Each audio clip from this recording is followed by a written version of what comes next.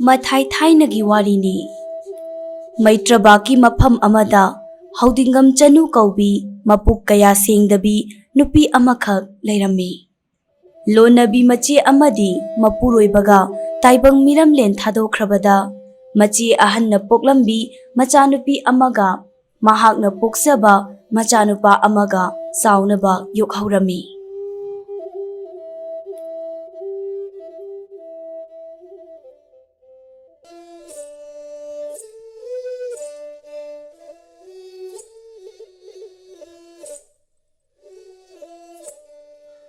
Hai, Lainu. Ai kaithel karokhige. Aina halaktri phawbane naupasi ningthina senaramu. Laikai wang malan ganu ko yumda ningthina leiramu. Angang se matu nama sokpa yaroi. Horen aina halakpada angang se asok apan ga yawramladi aibu phate hainu ko nang. Hoi ima, ai senaramage.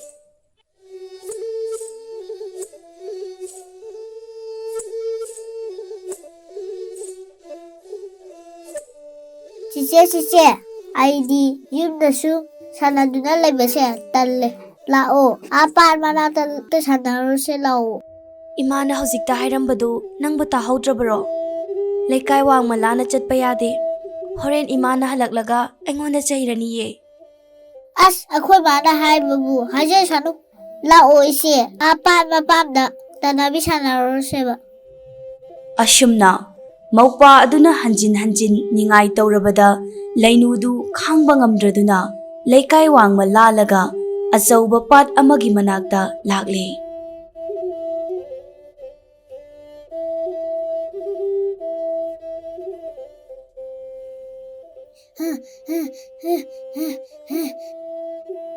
Cice, ai chenge nang tanaro uko. Ai khoi ni tanabi sanarase. Ai chele cice.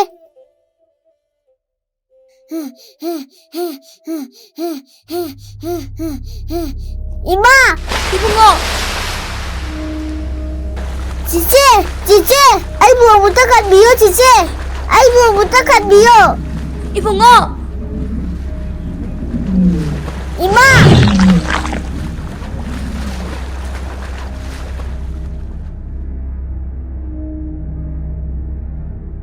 Isegi bungo!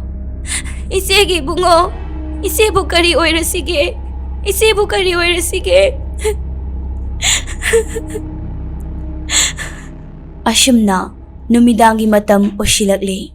Lainuna tawpham khangdraduna pat mapanda kappa yaba makhai kaplaga mayumda amu hankhirami.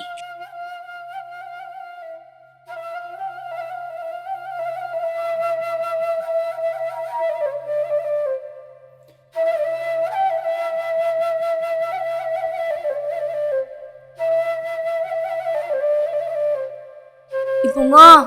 Imagi bungo! Ima kaithel-dagi halaehe! Naupa nupadi kadaida chatkraba? Ima, aikhoi ibungo do laikaida sanaba chatkibani. Aina ima laklaga saini haiduna phana kanadi khamjabani. Ado mana yadadana sanaba dum chatkre. Hai, aina nangonda angangdu laikai wangma lalhanganu haiba natro. Waraktabi sidia. Karigidune numidangi matamsida nangna angangdubu laikaida mu sanaba thadokridubo.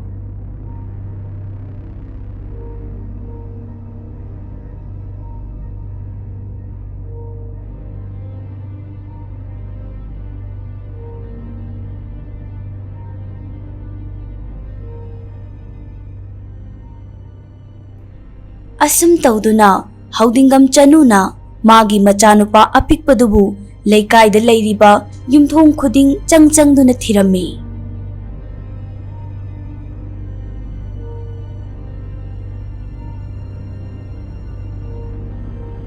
Adubu mahaki macha adudi phangba kauba leiramde.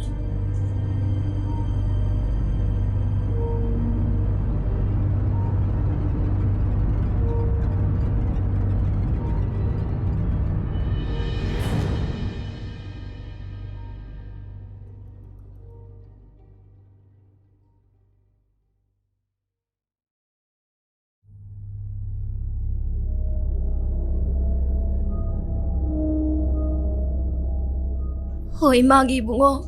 Nangbu kadai dalai bage. Laikai kuding nangbu thiba chalure. Adubu imagi bungo. Nangdi phangba kauba laitre. Imagi bungo nangbu kadai dalai bage.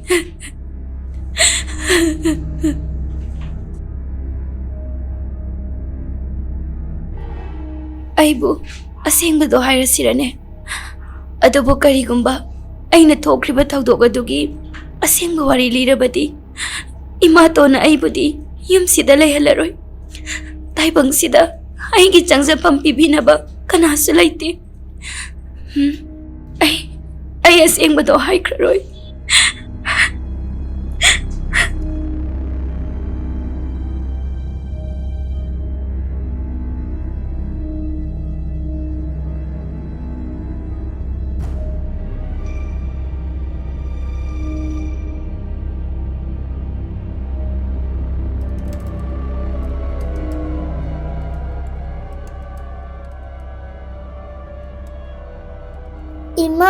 Ima, nangdi aduda nungaina tumduna lay. Aidi akhoi chichena pata inthuduna nga achauba amana yotuna layre. Ado ima, haujiksu ai hingli. Hayeng ayu anganbada aibu yotwa nga achaubado pata laktuna pharula. Aduga maubuk hogairaga aibu kalula o ima. Imagi bungo.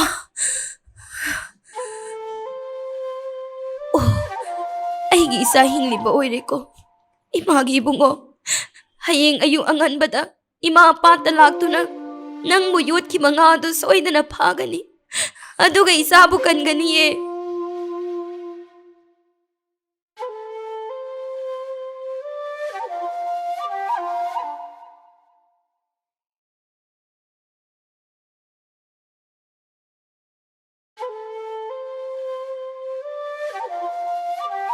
Ashumna HAODINGGAM CHANUna ayuk anganbada makhutta thang suri ama pairaduna patamna magi machabu yotkiba nga adu phaba laklami.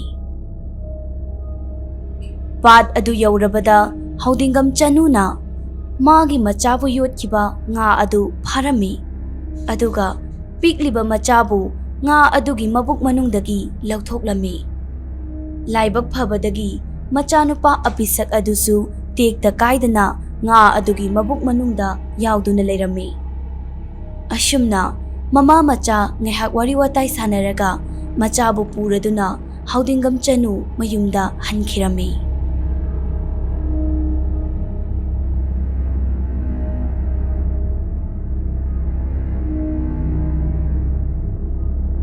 Ashumna matam kharasu haukhre.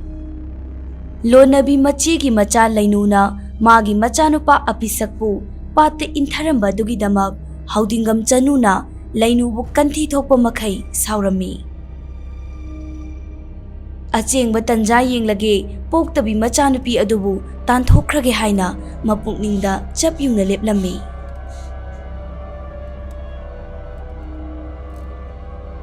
Nangumanasu aigi isabu hatke haiduna saraukasu sinjaba sari. Aina chingnarakpa koirabani. Pokminade matagum karisu khangjadraba icha asibu manghallaga mana maningtamna pangi haiduna thauranglibani. Madu pumnamakto HAODINGGAM CHANU aina hingli phawbadi sungoi hek oithoklaroi. Nangbudi yum asida sunglai hek leheloi.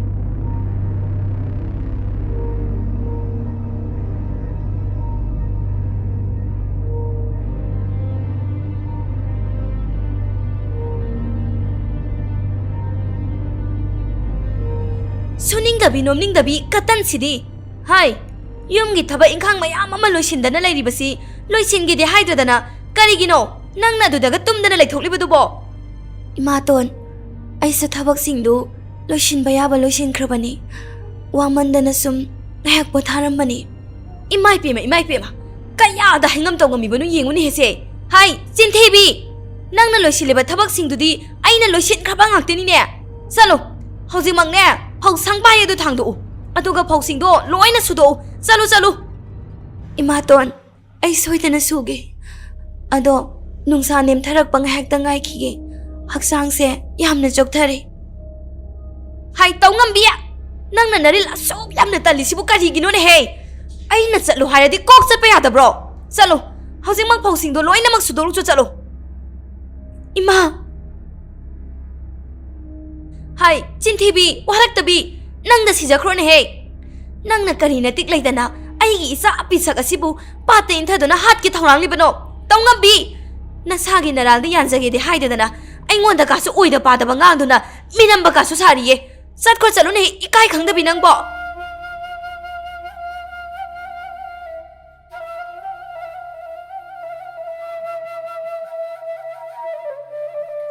Asum tauna mama atombina hanjin lainubu otpirami. Magidamak hanna yengbada kana leitre khangbana lainusu mama tonbigi manakta makha tana leithana hotnarami. Adubu haudinggam chanuna hanjin otpirabada lainudu khangba ngamdraduna mayum thadoktuna thoraklami.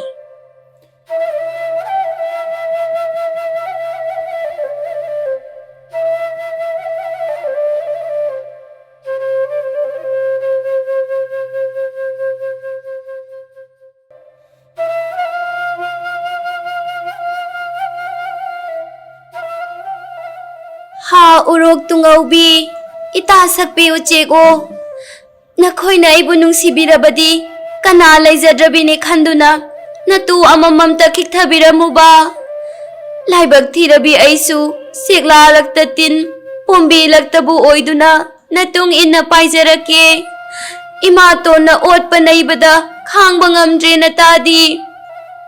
Ashumna kana laijadrabi nupi machadugi tengtha kholdu tabada nungaitraduna uchek singduna matu amamam khikthabirami.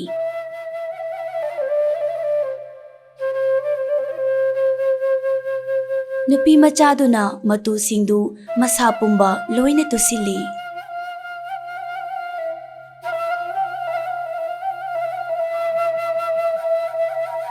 Hada itawo ngasi haiba numit asidagi aisu nakhoigi natung injaraklage. Ashumna mama tombina hanjin otpirabada kana leijadrabi nupi masadu uchek onduna paikhirami.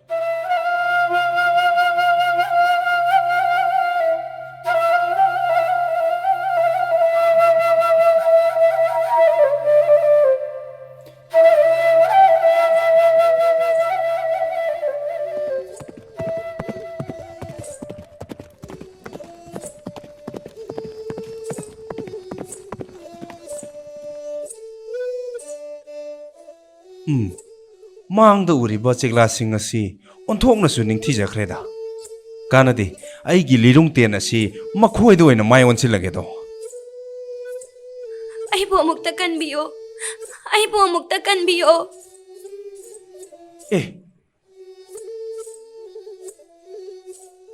Kanagi khonjel no mi pong amatta tadraba suklaba umang asida kadaidagi khonjel no ai khonjel asigi khongol lidaba yade.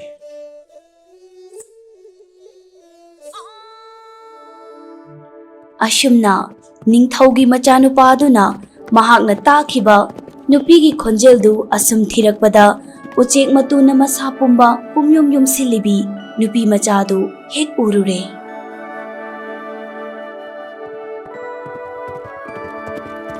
Nupi machadu hek urubada ningthau machadu nungshiba kauba wakhalna thamoi khudum chankhre.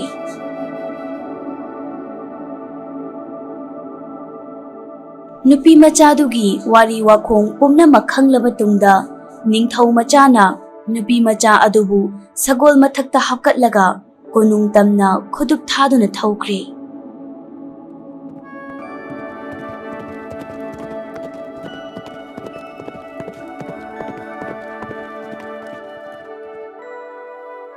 Konung yauraga nupi macha adubu luhongduna laimasi haple.